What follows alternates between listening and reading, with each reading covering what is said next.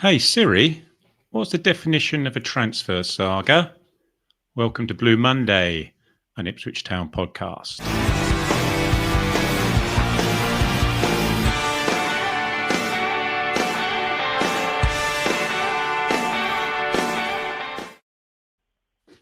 Good evening. Welcome to Blue Monday for a live news stroke reaction. What was going to be a transfer klaxon show. My name is Craig Fimbo. And joining me this evening for his live Blue Monday debut is Henry Chard. Please give him some love in the chat. Henry, how are you? I'm very good, thank you. I'm not sure this is the signing that Ipswich fans have been waiting for, but I'm here making my debut, and looking forward to being part of the team this season.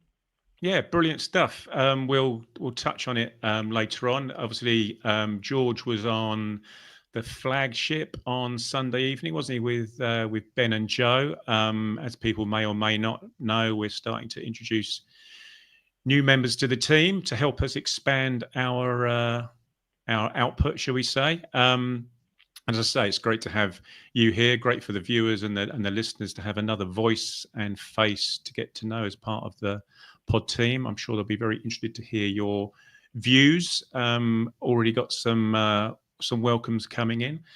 Good evening to Streaky. Good evening to Sean, as Sharon says there. Hello, Henry. Good evening, Henry. Different Henry. Now, yes, as is being mentioned in some of the comments that are already flooding in, I'll tell you what's funny. It's breaking news 30 minutes before you're about to go on air, advising that the club have turned down what would be a club record bid for one of our players. We shall no doubt come across that and have a chat about that at one point. I can see there's people who are already having their say in the chat. Thank you very, very much for that. Hey to Adam. Yes, good evening from Turkey. I saw a photo of your legs earlier on Telegram. That was pleasant.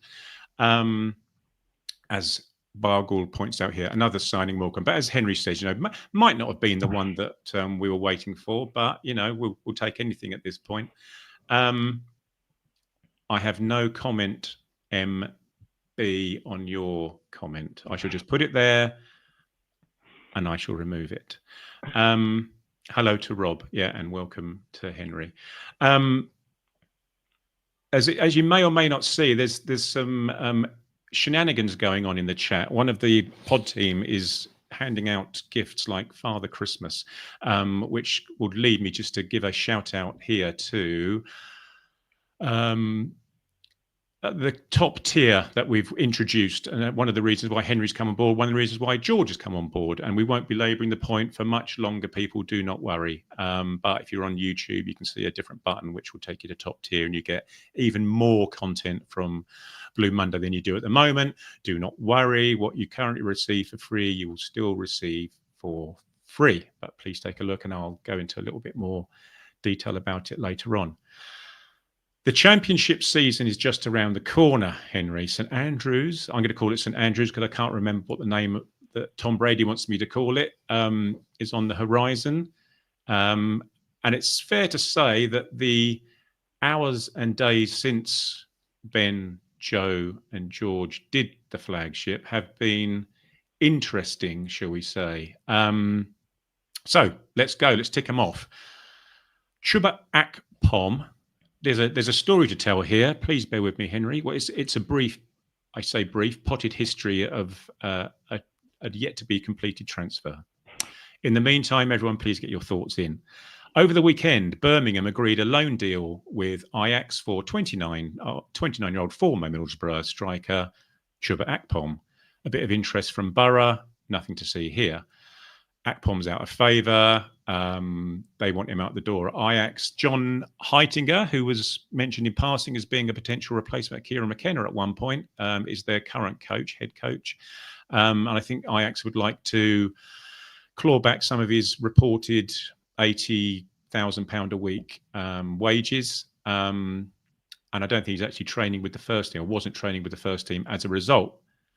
Monday morning, Sky Sports reported that Town had made a late push to sign him by matching that loan offer to Ajax, a season-long loan with a mandatory purchase should we get promoted, 7 million quid, I think it's reported at the time. Monday morning. Monday lunchtime, Sky reported that we'd agreed terms with Ajax, and Ajax had left it to the player to decide whether he wanted to go to Birmingham or to Ipswich. Monday at 6 o'clock, Sky Sports reported that Akpom was on his way to us for a medical, having not gone to Birmingham for his medical.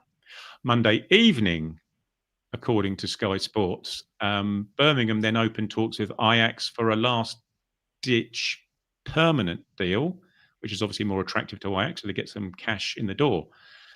Tuesday morning, TWTD reported that he was at the club doing his medical and that he would prefer to join Ipswich Town. Tuesday lunchtime, Birmingham were looking at another striker, German fella called Dutch from Werder Bremen.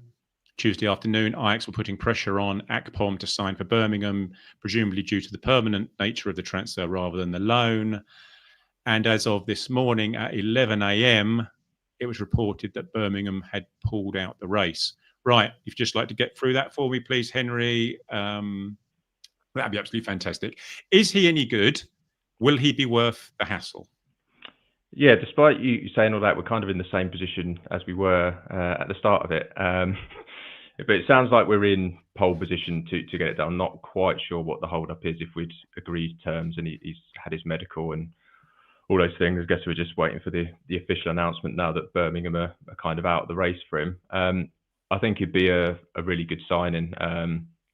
And I think I've seen a lot of talk that he'd perhaps come in as sort of a number 10 or one of those positions behind our front man. But to me, he looks like he's going to be a striker for us and will be pushing George Hurst for that starting place. And he scored. I was saying to you earlier, I did a video for him from his 22-23 season at work today, and he just looks like a goal poacher from that year where he scored 28 goals for Middlesbrough in the Championship. And I think it's not like he's old and over the hill. He's still been playing at a really high level in the Eredivisie and Liga. And I think to get him in on a loan with the conditions for a permanent would be a really good sign. And it's a place in the squad where we need strengthening. I don't think anyone would argue with that. I think he would come in to battle George Hurst. I think he'll start off by being that man who comes off the bench when George Hurst has run the defenders ragged for 70 minutes. And yeah, I think it'd be a really good signing if it all goes through. Well, yeah, that's a good point actually. And so that was going to be my point to you, is if people have seen the TWTD news articles, there's only been about 4 dozen of them since the weekend about Chuba Akpom. But what Phil tends to do is within those, he's put a video, a YouTube video with highlights on there. But as you rightly say, we've sort of heard whenever the news reports come in, it's like an attacking midfielder or a forward rather than a striker. But sort of linked to what you were just saying there, Henry, in terms of the highlights that are in that video package that Phil has linked to, the vast majority of that, he is playing front and centre, and if not running through on balls or picking stuff up in the penalty area, he is playing with his back to goal, shielding the ball, laying it off. So you can see, exactly why we'd want him in there, because he does, to your point, seem like more of a George Hurst replacement than maybe one of the replacement for the guys who line up behind him. Yeah, and every goal he scored in that 22-23 season, he was in the box. It was a header, a tap in, and getting the right places, picking up the scraps. I can't say I've watched much Eredivisie and Ligue 1 football, but I don't know where he's been playing for those two sides. But to me, yeah, he looks like a focal point at number 9. I think that would mean that perhaps our striker business might be done if that one goes through, with Al Hamadi being the third striker. And I think we'd all love to have limitless options in every position, but I don't think you can have that luxury at this level. And I think Al Hamadi is a more than capable third striker at this level. Yeah, so it's quite interesting, isn't it, really? I suppose that will probably depend on him, and if we get any offers in for him that allows us to move him on, and then maybe just upgrade that third striker incrementally, because it's a tough sell, isn't it? It's going to be arguably a tough sell for someone to come in and play second fiddle to George Hurst, but you'd back yourself. I'm a little bit away from being a professional footballer, but I would imagine the mentality of a professional footballer is, I'm coming in and I'm going to take your shirt, and you'll back yourself to do that. But I think that third choice striker is maybe a little bit difficult, which is probably why, and we'll chat about him in a little bit, is the guy that was rumoured to be coming in from Italy, the Spanish guy that was due to be coming in from Italy. So in terms of the lateness of the deal, or the deal suddenly appearing from nowhere, Henry, we have to work on the assumption that he was on a list of sorts, that we weren't suddenly made aware of Chuba Akpom being a thing. What would have triggered our sudden interest and of what appears to be quite a swift move to seal the deal? Is it other deals have fallen through, or is it the fact that maybe we weren't fully aware of his availability and maybe the deal that could have been done? Yeah, I can't imagine it was one where they sort of just saw someone else going for him and thought, oh, we'll have a go at him as well. I'm sure he was on a list of targets, and I think, like you've just said, it might be a case of that other targets maybe who are ahead of him in the list have not progressed as other transfers we've tried to get done this summer. And when you see one of your people on a list sort of close to joining a potential rival, you might think, oh, hang on, this is our best option from our list of targets, and let's get it done. And we've obviously had a good pulling power for him to be some way down the line with Birmingham and suddenly sort of change his mind and say, no, Ipswich is where I want to be. And now it's just a case of getting it done. We're talking about it sort of as if it is done. I'm just hoping that it does finally get done, but it doesn't look like it's going to be done in time to be in the squad on Friday, judging by what Kieran McKenna said earlier. Yeah, that's a very good point as well, because it sounds that we are going to train, it being Wednesday evening at 12 minutes past 8. It sounds like we're going to be training tomorrow morning and then travelling up, lunchtime-ish tomorrow. So yeah, I don't know about the registration. I can see people having a chat about when people need to be registered for a Friday night game. Christ, just to complicate matters a little bit more, you're bringing the game forward however many hours it is from a Saturday 3 p.m. So yeah, you would have thought that at this point in time, the squad is what the squad is, and we'll be working in the background to get it sorted.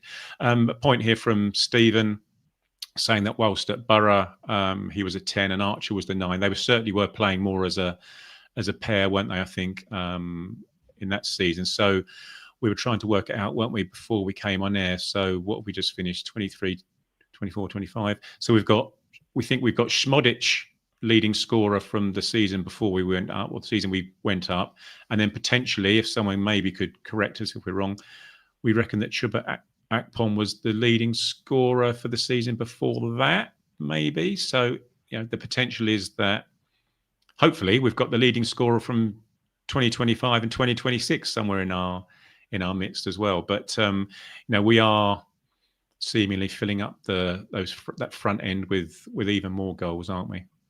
And if he's getting 28 goals as a number 10, that certainly bodes well. Yeah. And a point here from Tim: Akpom and Hurst would be a much less clear 1 and 2 than Hurst and Delap, and that's very possibly a good thing. To Tim's point, saying it's a toss up between the two of them as to who starts and who comes on. But if you're not going to go out and spend big money on a replacement, someone that's of a better quality than George Hurst, which is going to be a difficult find in the Championship, then is someone of the calibre and the pedigree of Akpom almost as good as you're going to get? Yeah, definitely. I think, like you just said, he was a top scorer a couple of seasons ago. I don't know who would be a better option than him to come in, and with the pedigree he's got. I know he's not worked out Ajax and Lille, but he still scored a few goals in those divisions. That's a step up from the Championship in sort of, via each league it's their top division. So yeah, I don't think you're going to get much better at this level. I know we're all sort of trying to plan for assuming we're going up and these players will, make it in the Premier League, but we do have to also focus on the league we are in and make sure we get out of it first before we're sort of trying to plan down the line. As much as we'd like to build a squad for Premier League ready level now, it's not as easy as that. So yeah, I think it'd be a really, really good signing. And like you said, he's going to come in and think that he will be able to displace George Hurst. He's not going to come to sit on the bench and just do 20 minutes every week. So yeah, I think it's like the comment said, it's certainly more of a balanced 1 and 2. There's not a big gap between the two. Even though last year I didn't think there was a huge gap either. Although Delap was excellent, Hurst played really well whenever he was in the team and coming on. Yeah, no, you're right. He certainly did. Not a bad deal for £1.5 million, is it? Right. Okay. So obviously we're working on the current assumption that he will sign. It's unlikely, I would have thought, that we'll get Rich to press the klaxon between now and the weekend, should he do so, because we've got a show or two lined up in any case. So as and when it does happen, fingers crossed it does, we get it over the line in the next day or so. If we don't speak about it before the weekend, then without doubt, the guys will be speaking about it on Sunday evening on the flagship show. Moving on, in terms of yet another transfer saga, although maybe not quite as elongated as, well, in terms of timeline, it's been elongated more than the Akpom one, but maybe not quite as many twists and turns as that one. Jens Cajuste, a name well known to all of us. Let me tell you a little bit of a story about this one. In the meantime, again, please get your thoughts in. All summer, or certainly at the beginning of the summer, there were rumours of our interest in trying to get Jens Cajuste back to the club. He was Kieran McKenna's request for the gift, wasn't he? As Omari was the season before at the end of season do. What would you like for your birthday, Kieran? Jens Cajuste. But we weren't the only ones that are in that particular dogfight. Whoever you believe at the time, Burnley, Besiktas, Palace, Villa, Udinese, and that world famous Neom from Saudi Arabia, I believe, were all linked at various points in time, arguably getting quite close to a deal with Burnley, which then didn't transpire.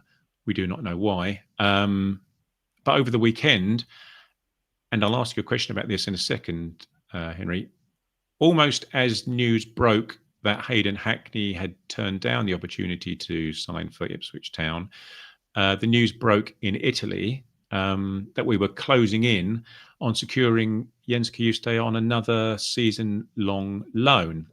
Monday afternoon, according to Sky Sports Italia, Cajuste was leaning towards a return to Portman Road rather than any of his other options, which I think was Besiktas and the team Neom from Saudi Arabia. Besiktas actually, I think, had an agreed deal with Napoli and had it on the table for a month or so, but I don't think Jens was particularly keen on doing it. Monday evening, according to an Italian journalist, the deal was now done in terms of Ipswich and Napoli. Jens was heading back to England to undergo a medical, fingers crossed, having agreed to return to Ipswich for a second season on the trot. Loan fee was then reported to be about €1 million, and the fee, should we get promoted, €6.5 million, which is a little bit down on what we'd agreed with them, I think, had we been able to stay in the division in the Premier League last year. And also on top of that, we'd agreed a 3-year deal should we end up signing him permanently. The reports were that he'd turned down significantly better financial offers from Besiktas and probably, not unsurprisingly, from from Neom, who probably going to throw a bit of cash around. So as it stands at the moment, Henry, we think he's in the country. We think he's agreed to join Town, but what we don't have at the moment is confirmation, a bit like the Akpom deal. If sorry, try that one again. If we do get him, is he a direct ulterior option to Hackney? The timings do seem a little bit coincidental. I think they would have been working on both deals at the same time, personally, because we're so short in the central midfielder anyway that we need two in. If we've got Hackney and we need another one in anyway, in my opinion. So I don't know if it's a direct, because Hackney had rumoured to turn us down, that they suddenly went, oh, we'll go back to Jens Cajuste. I think the frustrating one with this one is that he was at the club all last season, and sort of one of the benefits of knowing our fate so early was to try and get these deals done. And reading between all of the lines, it sounds like we probably had the conversation at the end of last season, do you want to be here? He's said yes, but Napoli have wanted to try and get better deals for him and sort of have been hard negotiators and trying to do what's best for them, which is obviously their right as the club. But Jens Cajuste is just sort of treading water all summer, waiting to go to his preferred destination, which we believe it is Ipswich Town, and it's affected our business, it's affected his pre-season, and we are just waiting for the confirmation now. But I'm not sure it was a direct cause of Hackney turning us down, because I still think we'll be in the market for one more, but that's just what I think. Yeah, it's also what Rob here is saying, is that we need Cajuste and another one minimum, and you would think that, wouldn't you? In that, we lost. Well, let's include him as one of the four that we lost from last season. So Morsey, Luongo, Phillips, Cajuste. We've obviously got our friend Matasiwa's come in to replace Morsey. We may get Cajuste to replace Cajuste. You'd maybe hope that Taylor makes the step up, but even if that does happen, as you say, Henry, we're still at least one body short, you would think, without having to rely on the younger members of the squad. And I see there's a few questions in it, maybe just querying his robustness and the passing of the medical. If we've worked with him for a year, haven't we? Our medical department have worked with him for a year. We've nursed him through the start of the season, and towards the end of the season, he didn't miss too many minutes off the top of my head, and was completing the vast majority of the matches that he was starting in, I think. Now there's a lot of love in the chat. Let me pop a few of these up here. Bear with me one sec. Here from Grant. Jens and Azor in the middle and I asked Joe the question. I'm going to say it was Joe the question. When we were in the realms of signing Hayden Hackney this time last week, I asked Joe whether a midfield of Hayden Hackney and Azor Matasiwa was better than the last time we were in the Championship with Massimo Luongo and Sam Morsey. I'm going to ask you the question, Henry. Is a midfield of Jens Cajuste and Azor Matasiwa better than a midfield of Massimo Luongo and Sam Morsey? Grenade! I think they're very different partnerships. I'll qualify my answer with that, because Luongo is very much a defensively aware midfielder. If we're saying Matasiwa is Morsey's replacement and Cajuste is Luongo's replacement, then Cajuste is obviously a more progressive footballer going forward. But I loved Massimo Luongo, and I loved what he brought defensively as well. He was always aware and covering when Leif Davis was on the left, and I think that's one of the criticisms of Cajuste last season, was he wasn't as defensively aware, but certainly sort of bringing the ball out from the back, which is what Kieran McKenna wants from those two centre midfielders, is receiving, turning and gliding up the field. I think that was Jens Cajuste's biggest strength. So in that sense, yes, better to get us up the pitch than Luongo and Morsey potentially. I haven't seen Matasiwa play yet. I'm sorry, but I'm not a pre-season friendly watcher. I struggle with them, but from what I've heard, he looks a real talent as well, and he sounds more a direct sort of replacement for Morsey. Can do the same things and a younger age. So yes, a better midfield, I will say, but qualify it with they brought different qualities. Imagine that. Henry's getting cancelled on his debut. Oh my God. And exactly as you said here, that Skyline has pointed out that he gives us much needed class right through the middle of the pitch. I do wonder, and Paul's putting here a little bit of concern about the number of games and his knee, etc., and therefore we probably do need a bit more cover, which is a fair point. I just do wonder. I have watched 2 or 3 of the pre-season games, and to my eyes, Matasiwa just seems to be able to potentially cover across both the whole of the defence, having to, it's a bit more mobile than Morsey, gets the ball forward a little bit quicker than Morsey did. I think once he gets a bit more used to our system and a bit more fine tuning with the coaching and that, I think he could be one hell of a signing. And it may be, obviously we know that in comparison to last season, there's less defensive responsibility on Cajuste in the Championship, isn't it? Because he looked technically good enough for the Premier League when we were in the Premier League, but maybe just got lost a little bit in the maelstrom of a centre midfield in the Premier League. You would hope that in the slightly less rarefied air of a Championship midfield, he and his mate, who he played with at, I'm going to say Rem, I think you pronounce it. Rem. Matasiwa, they played together under Will Still, I believe, funnily enough. You think he'd be able to more than hold his own. And so a lot of the comments have said there is look a class apart. I think the doubts over his fitness as well are why we need another one. Like you said, towards the end of the season, he'd built himself up to a really good level, but he obviously got another 8 games in the Championship. And to go from sort of taking a whole year to be able to nearly complete 90 minutes in the Premier League to then being able to do 46 in the Championship, having missed out on a proper pre-season with us, that's, to me, is why we need another one through the door anyway, because if those concerns do turn out to be true, that you can't manage, as Mick McCarthy says, Saturday, Tuesday, then we need that other body in there. Yeah, no, you're absolutely right. One thing he probably does need to do, if we are going to rely on him through the middle, is probably a little bit more output in terms of goals and assists. But obviously, again, referring to the drop in level, it will allow him to get on the ball an awful lot more, won't it? And you would hope dictate play, and we'll see those breaks from midfield. And you can watch the highlights that people have been putting on. Once the news broke that he was coming back, there was a lot of highlight reels appeared from his matches last season, and you just saw those twists and turns and breaks and striding away from players at a Premier League level.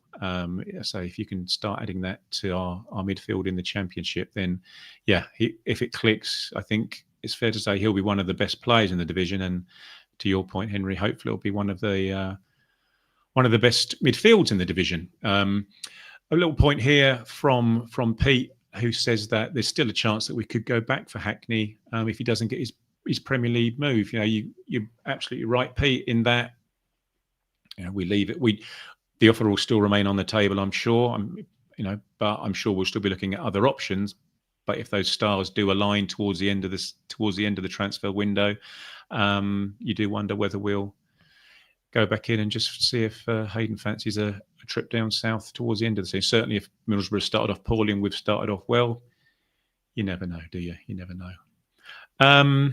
Right, a quick word from our sponsor, and then we'll just talk about a few more little rumours that are flying around, including one, as I said, at the very, very beginning, one that broke about 7:20 before we came on air.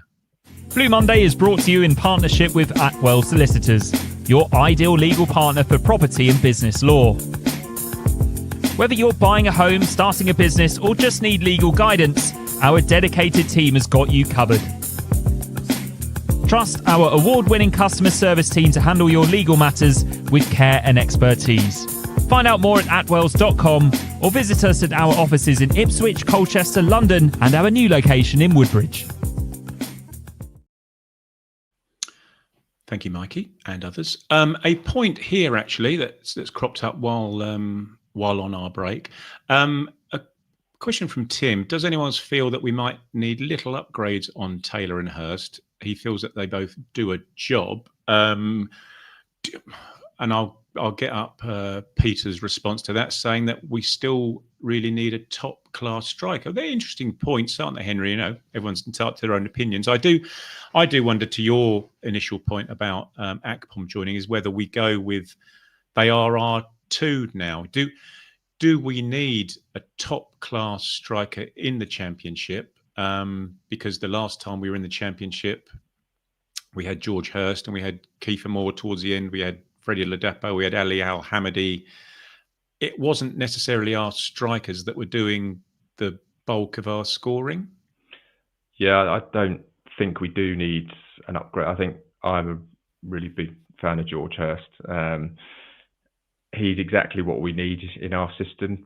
Well, the system we've played under Kieran McKenna so far anyway. I don't know what tweaks he's going to make this season, but we don't need our striker. I know it sounds really silly. We don't need our strikers to be 20 goal a season, because we have so many goals in that three behind, or we hope we have so many goals in the three behind, that the striker's role, yes, scoring goals is number one priority, but he brings so much more hold up play, pressing out of possession, linking the play from the midfield and those three. So I don't know who we would go for. Who is that? I know George Hurst's goal record, you don't look at it and go, oh, wow, he's going to get 20 goals. But this is the first season as well where he's fully fit going into it. He's the number 9. He's had a good pre-season behind him, and he's now looked at as the main man. So I think he's raring to go, and fingers crossed that he doesn't get any injuries. But I think he could hit the 15-20 goal mark this season, I think, if he stays fully fit. I think if he does hit the 15 goal a season mark, then there's so much attacking intent behind him that would be, I think, more than enough. And to your point about pre-season, he is one of those in pre-season who has looked very, very, very sharp. You know, and not just in the goals that he's scored, but that link-up play. You notice, I was at Colchester watching Charlton. That's right, and you notice the drop-off. Or the step up, because he came on. But when Al-Hamadi was on the pitch from the start, no disrespect to Al-Hamadi, but he's just not George Hurst. And you do notice there's a bigger gap there than you'd probably like there to be. So we shall see. In terms of strikers, a very, very quick one. I did mention him earlier. Ivan Azon, we'll call it that. We'll pronounce his name like that. He's a young Spanish striker who's currently with Cesc Fabregas's Como in Serie A. They signed him for 2 or 3 million euros in January/February, must be the January transfer window. He has yet to play for them, although he did play in a pre-season friendly of theirs in the middle of July and looked quite good, albeit he seemed to be playing predominantly off the left. But it looks like that's gone cold. It would appear that he would like to go to Valencia, like to go back to Spain, and he's putting all his eggs in a basket labelled Valencia, similar to what Akpom's put his eggs in a basket labelled Ipswich, really. So you can't blame the guy. But you would think, Henry, that are we in the market for a third striker, or are you happy? You know, is it lower down on our priorities if we can get Akpom in? Yeah, I think if Akpom is all confirmed, I think it's lower down on the priority list now. I think he would only come in if we are letting Al-Hamadi go out on loan or out permanently. And like you say, it doesn't sound like he's massively keen on coming here. But financially wise, I would back us over Valencia to have offered a better package. I know that sounds silly, Valencia being the name they are, but they are certainly not the club that they were on and off the field financially. So I think if we wanted to get it done from a financial point of view, we could get it done. But if the player doesn't want to come, then it's not going to happen. I think it's if Akpom's through the door, it's not a big priority, unless Al-Hamadi leaves.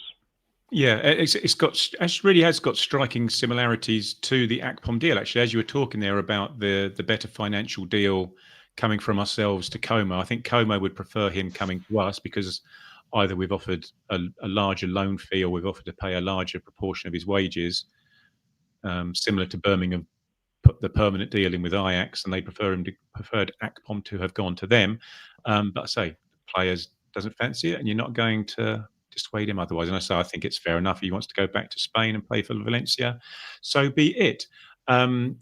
Stephen here saying that we will get another striker. So yeah, I think to your point, Stephen, we probably will be trying to do so. But again, to the point earlier, I wonder if it's just a little bit further down our list of priorities, because we may have to be signing a left-footed attacking midfielder at some point in the near future. Henry, 7:25 this evening, I think it was, as we were having a little chat beforehand. I just happened to glance over on our Telegram group, and it had kicked off because David Ornstein from The Athletic had exclusively reported that Ipswich Town had rejected a bid of £35 million for Omari Hutchinson, but not from Brentford Town. This time it was from the tricky trees of Nottingham Forest. He also adds that talks are ongoing, and that if Ipswich Town were to sell, it would take a higher fee. In his press conference earlier today, Kieran McKenna said that Omari was training on Monday, trained well, but picked up a medical issue in the last 2 days. Henry, did he pick up a medical issue in the last 2 days? I think he's just being diplomatic and trying to keep him out of the firing line after last week, sort of saying he wasn't in the right mental state to travel, and the kickback possibly that came with that is probably just trying to protect his player.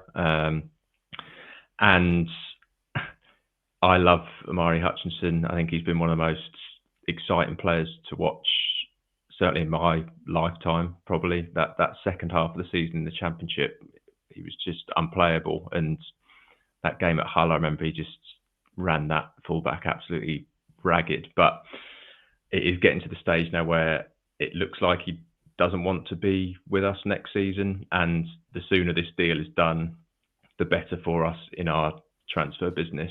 Like I say, I would absolutely love to keep him because he would be the best player in the Championship, I think, and he's shown he can do it at Premier League level as well. But all the signs so far are not great that he wants to stay with us. So yeah, and I think if he was to go to Nottingham Forest, it's a less risky move than going to Brentford with their summer that they've had. But yeah, I think sadly the sooner the deal gets done, the better for us, I think. Yeah, and you would. Funnily enough, I was chatting to someone earlier this afternoon about it and saying he asked me about the Omari Hutchinson situation, and you think, well, if this was Brentford at the time before we were unaware of Nottingham Forest, if Brentford are willing to pay 35 million and we want a little bit more, if we want 39, 40 million, to jump from 35 to 39 or 35 to 40, it isn't a massive jump if he's a player that you actually want / need. To your point, Henry, I 100% agree. Nottingham Forest is a far better option than Brentford, you would think. European football, far more stable. Well, maybe not stable is the right word, but sorry, maybe a more likely club to remain in the Premier League next season, certainly towards the middle / top end of the table. Yeah, exactly what Paul's saying here is that Forest is a much better move for Omari.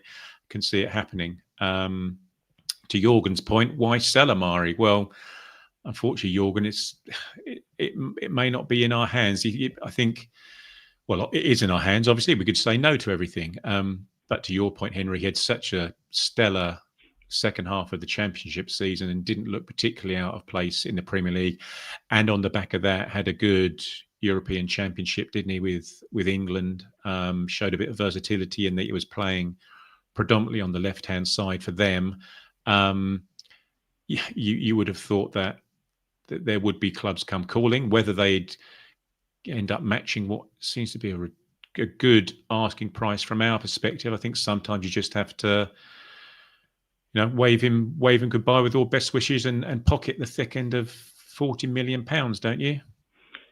Yeah, and like you said, yeah, it doesn't sound like we do need to sell for financial reasons. However, if he doesn't want to be here, it's not in either of our interests, really. And 40 million is a hell of a fee for Ipswich Town. And it's more than we would have got if we'd have sold to Brentford a couple of weeks ago. It's another, we think 5 million if they want to go up to 40. So yeah, it's, to me, just we need to. He's not going to be playing on Friday. The longer this drags on, the more it's going to affect our transfer business. And at least we do have options in those positions as well. It's not like we are threadbare, although, as we might discuss later, maybe we are looking more threadbare than we thought. Yeah, well, that's a very good point, actually, because that was something we were going to discuss, or may still do if time allows us, is about Friday. And you would have thought that maybe now that this offer's on the table, albeit it's been rejected, does that then mean that he's not going to be jumping on the coach with the guy?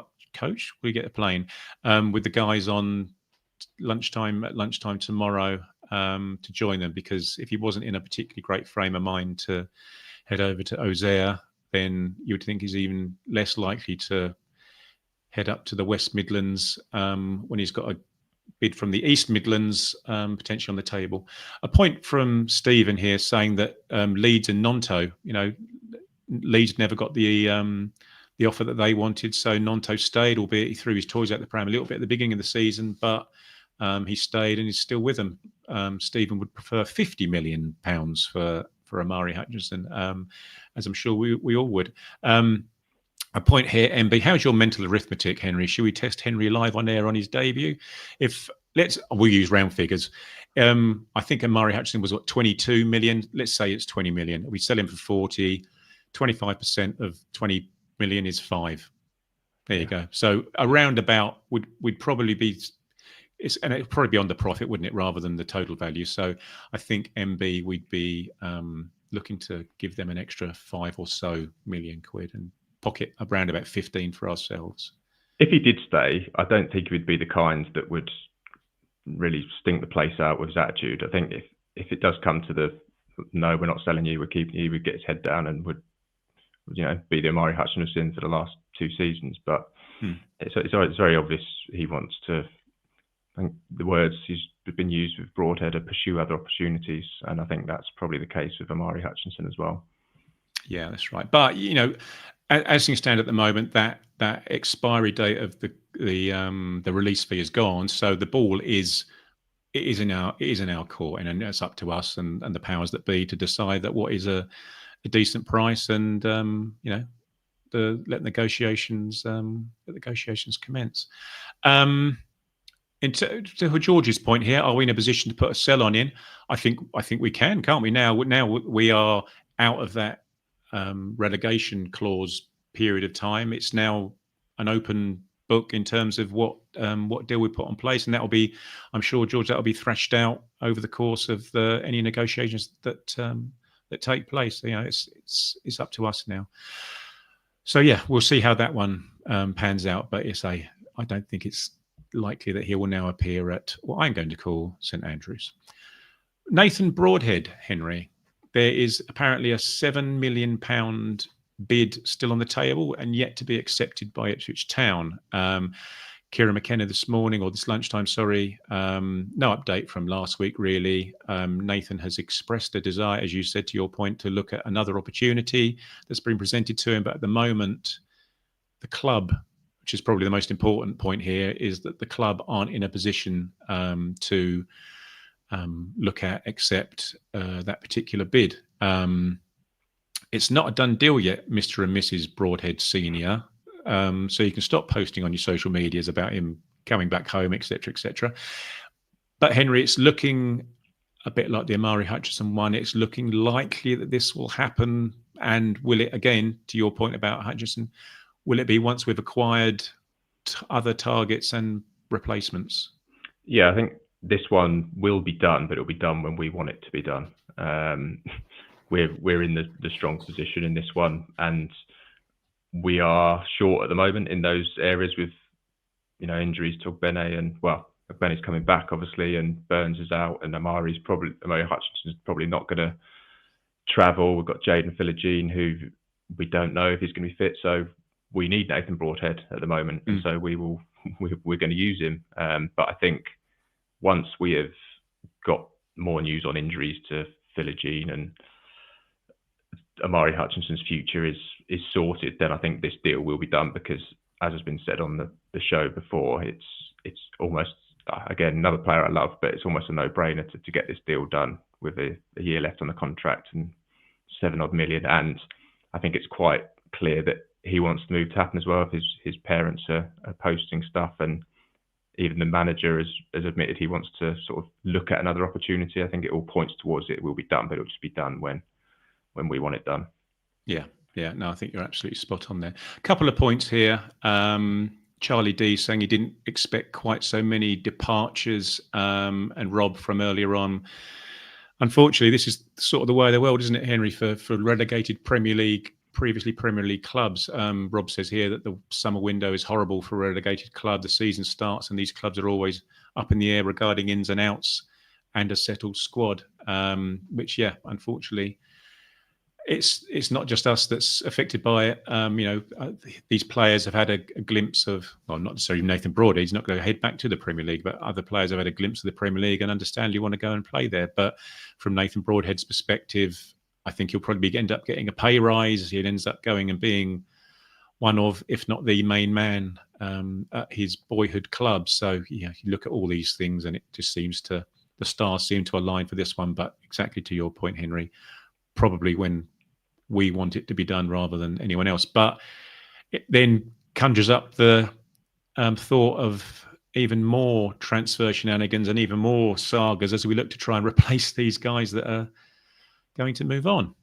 Yeah, it's a downside of being quite good again. For years, people want your players. Yeah, exactly. For years, nobody really wanted our players, and we didn't have to deal with this. But we're now in that zone, the yo-yo zone between the Premier League and Championship, we hope. And this is life of that. Even when you're in the Premier League, we are always going to be not at the top of the food chain. So wherever we are in that league, we're always going to have players picked from us, provided we're buying good players and they're doing well.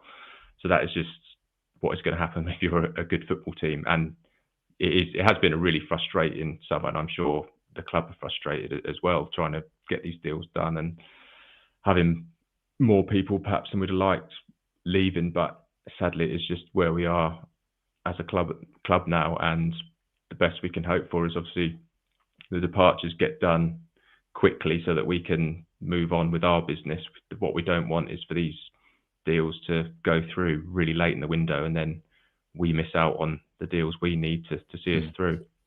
Yeah, that's right. And it sounds a bit doom and gloom, but we're not. We're still going to have one of the best squads in the division. And to your point, Henry, if we get these deals done, or these deals get done in the next few days, next week or so, we're still going to have 2 or 3 weeks left of the transfer window to get our new targets over the line. And to the points that were being made earlier in regards to slightly upgrading on Taylor and slightly upgrading on Hurst, you would hope, well, you may struggle to upgrade on Omari Hutchinson, but you'll be able to upgrade all throughout the squad, you would have thought. And it may be that, did Philogene come in January to soften that blow as and when it was going to happen? Rob's made a point here that basically McKenna and Ashton have said that they're not in the business of weakening the squad, and that people won't be sold to the detriment of the entire quality of the squad, which is probably what I was trying to babble on about. Another one who is maybe edging towards the exit door, potentially with maybe not as much fanfare as the other two, is Aro Muric, who has, according to Kieran McKenna, got interest from not only different leagues, but different teams and different divisions. He's predominantly been linked with a club, I believe, on the Black Sea in Turkey, a long way away, right out the eastern side of Turkey. Having been congratulated on my French pronunciations, I'm not even going to attempt the Turkish pronunciation of this team. However, it's readily available. Is this one that's another one that's going to be done sooner rather than later? It's in everyone's best interest, isn't it, Henry, that this one just gets done and we write it off as a bad job? Yeah, we need 2 goalies out the door, basically, and one of them is Aro Muric. We need a loan for Kieran Slicker. And yeah, Aro Muric I thought it was a strange signing at the time, to be quite honest, having watched him sort of as a casual fan of Premier League football at the time there. he's been what I thought he would be, to be quite honest. A decent enough goalkeeper, but has some real bad moments. And I think that his race is run at Ipswich Town, and we just need to get him out the door to wherever it is, to be honest, because he's not gonna. He's played 45 minutes in a friendly. I know that's because he's been coming back from a shoulder injury as well, but I think it's quite clear as well that he's gone from number 1 to, I know 49 is his favourite number or whatever it was, but we've given Alex Palm the number 1 shirt, so it's clear that Omari is not going to be the number 1 anytime soon. And yeah, another one that we just need to get done. And that it's not so much the priority get him out the door ASAP, because I don't think that will affect our ongoing business. But yeah, one that I'm sure will be done by the end of the window. Yeah, and to Uzzle's point here, he believes that Muric is still our best keeper, and I think very, very arguably that is the case. But circumstances, I think, have dictated that it's just unfortunately a deal that it's probably another one that's best for all parties that we move on. Sadly, so I think unless David Ornstein's decided to break some more bloody news in the last 50 or so minutes, I think we're sort of dealt with any transfer incomings and outgoings, or rumours of transfer incomings and outgoings. Captain was announced in the last couple of days, Henry. Tell me, you said earlier that you put together a highlights clip of Chuba Akpom's best season a couple of seasons ago for your work. You're not an accountant by trade. Can you tell me why, in this day and age, is there a satellite delay on TV interviews between Sky Sports News in London and Dara O'Shea sitting on a sofa in Suffolk? No, I can't tell you the technicalities behind that. No, sorry. No, because I'm sitting here, you're sitting there, and we're having a normal conversation. Yet when I watch two people having a normal conversation on Sky Sports News, it's like one of them sitting in Tehran on some radio telephone in the middle of some bomb blitz, and the other person sitting in a studio in London. There's just a delay. I don't understand it. Anyway, regardless of that, Dara O'Shea has been named the new captain of Ipswich Town, confirmed by the club's official website a couple of days ago, followed by, the live delayed interview on Sky Sports News. The obvious decision, I think, isn't it, Henry? He was a key figure last season, leader by example, an influence in the dressing room. Yeah, nothing particularly controversial, and the obvious choice. Yeah, I think I was trying to think of when it was announced. I was thinking, who else could it be? And I don't think there is. I think Connor Chaplin could be sort of a club captain, if you like, for sort of having been at the club for so long and all the work he does in the community as well. But yeah, I think there was no other option really than Dara. I don't think he's going to be as demonstrative as Sam Morsey on the pitch. I think he was really someone you looked at and you could see him shouting and sort of gathering the troops. I don't think Dara O'Shea is going to be like that. Like you said, I think he's going to just lead by example with his football. And I think it's just modern football as well now. You're not going to get those sort of. I think Morsey is one of the older school captains where they are a sort of a shouter, and they sort of, like you say, grab people by the neck and shake them into gear. But I don't think those players exist anymore. And though looking through our squad, there wasn't one that I looked at and go, yeah, he's another Morsey. So yeah, I think Dara O'Shea is the obvious choice. Yeah. No, absolutely agree. And as you rightly say, it's a very interesting point about the actions. Actions probably going to speak louder than words with Dara as captain than possibly Sam Morsey. Although to HCH's point, he did give Alex Palmer a piece of his mind, shall we say, during the pre-season friendly in Ozair. Moving on, slightly sadder news, well, very much sadder news, injuries. We had an update this lunchtime from Kieran McKenna about injuries in the Ozair match. Both Jayden Philogene and Connor Townsend were injured and had to go off. It appears that Jayden Philogene's injury is slightly less serious than Connor Townsend's. He's touch and go apparently for the match on Friday night. However, poor old Connor Townsend, it appears, has done his ACL and will be out for a significant period of time. Squad numbers don't need to be worked out until the beginning of September, I think it is, when the registrations go through and things like that. But there's going to have to be some significant rejigging, you would have thought. Kieran McKenna's quotes were, "It's something we're going to have to assess." Basically, it's come out of the blue, hasn't it? It's something that we weren't expecting. We were very strong in that department. You know, Connor Townsend has not let us down at all in any of the games that he's played for us. And in some of them, you know, in certain games last season, was looking a more solid defensive option than Leif Davis was. Obviously, we're well stacked on the right-hand side with Ashley Young and Ben Johnson. They can both play on the left if needed. What do we do here, Henry? Do we find ourselves having to go into the market for a left back? Do we get a loanee, although we're now filling up those spots? There's a Mancunian fullback who's reappeared on the scene relatively recently with Hull. And we've also got a youngster in Cameron Humphreys, left-footed youngster in Cameron Humphreys, who's played that role previously and could, you know, maybe fit in there on a short-term and short-term basis. What do we do here? Yeah, it's really sad news for him, because he's absolutely been perfect for what we've needed so far. He's 32 years old, so by the time he's over this injury, he's going to be 33, and he's on a 2-year deal, so his contract expires next summer as well. I'm sure we'll probably give another year contracts and sort of help him through that recovery. We've been good like that with players who suffered injuries, but yeah, really sad for him first of all. Like you say, Ashley Young and Ben Johnson can cover there, but it gives our team a totally different dynamic if they're at left back to Leif Davis. We would have to change a big part of how we've played from the last 3 seasons if they're covering there. Yeah. I think in an ideal world, we would wait until late in the market and try and get a Premier League loanee in who is happy to sit behind Leif Davis for the whole season.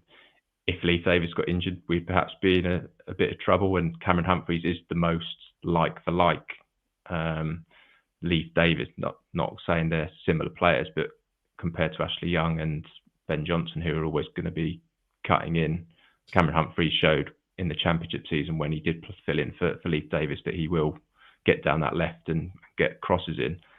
So I don't think it's a huge priority, but like you said and Kieran McKenna said, they are going to have to think now what they want to do there, because if Leif Davis does pick up an injury, the balance of our team and the way we play is severely impacted. So yeah, it's a real shame, because Connor Townsend was perfect for what we needed. He would provide what we needed when Leif Davis was out last season.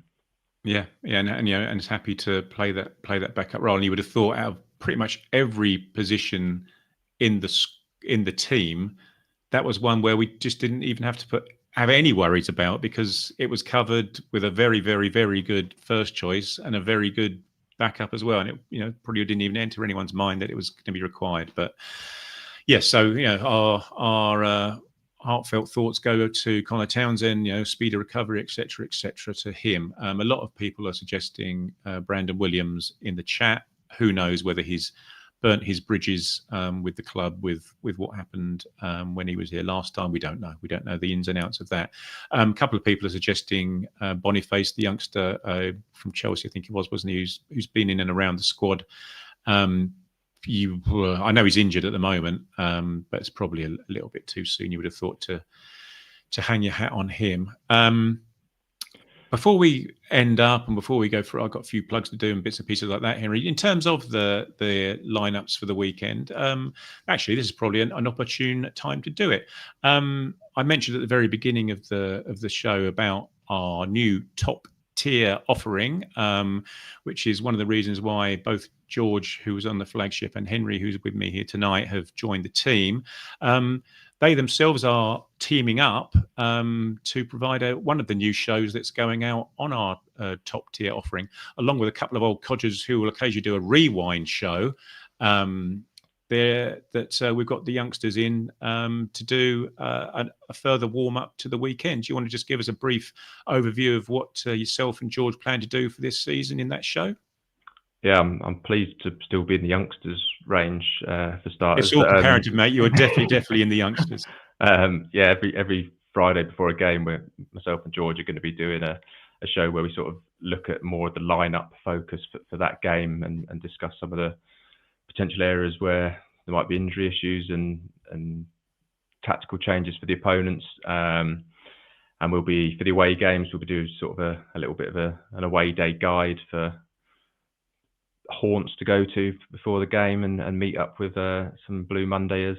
And we'll also be looking at some of the key fixtures in the Championship and doing some predictions for those key games in the Championship each week as well. So, yeah, I think that's the plan, is for every Friday to have that out. And I think this week's will be out on Friday morning ahead of the Friday evening game, I think. Yeah. Brilliant stuff. Yeah, I'm sure it will be. So yeah. So, and in line with that, thank you very much to Dan who has joined this evening, and I know Tom joined before the show started. So thanks very much to you two guys, and thanks to everyone else who's already joined the top tier. As I said at the beginning, everything you currently receive for free, you will still receive for free, and you also get this show, which is a brand new addition to your weekly Blue Monday out, or our weekly Blue Monday output. But in terms of that top tier, you get extra, there's blogs, there's tactical analysis, I think, on a Monday, there's articles that have been written by some of our Telegram group, stuff like that. So, it's well worth a try in our humble opinion. In terms of more plugs, did say the aforementioned Telegram group, Blue Monday, ITFC.co.uk. Go and have a look on there. It's got the links to everything on there. Tomorrow, Wednesday. Tomorrow night, Ben and Mikey are here with your pre-match. It would appear that Rich and Seb are on their hollybobs. They're not in pre-season training. They're on pre-season slobbery on their hollybobs. So will not be around, but Ben and Mikey will be filling in their boots. And the flagship on Sunday will be back as ever, Sunday evening live to cover the opening match of the season at Birmingham at St Andrews. That's it. I think we're done. First and foremost, many thanks and many congratulations to Henry on his fine debut performance. Maybe not quite Steve Whitten levels of debut performance, but there hasn't been one of those since January 1991. Thank you very much, Henry. I hope you enjoyed it. Yeah, I'm not sure how many bad first touches Steve Whitten had, but maybe I had a few bad touches early on, but hopefully I grew into the game. No, as I said, there's a lot of love in the chat for you, mate. Well done. Thanks very much for joining the team, and yeah, it should be an exciting season ahead. As Ipswich Town fan 92 said at the good year, that is 92, said at the midway through the show, it's looking to be a great season. Let's hope so. So yes, pre-match tomorrow night. Henry and George's show will be Friday on our top tier, and then Sunday we'll be back for the flagship after the Birmingham game. This has been Blue Monday, an Ipswich Town podcast. We'll see you next time.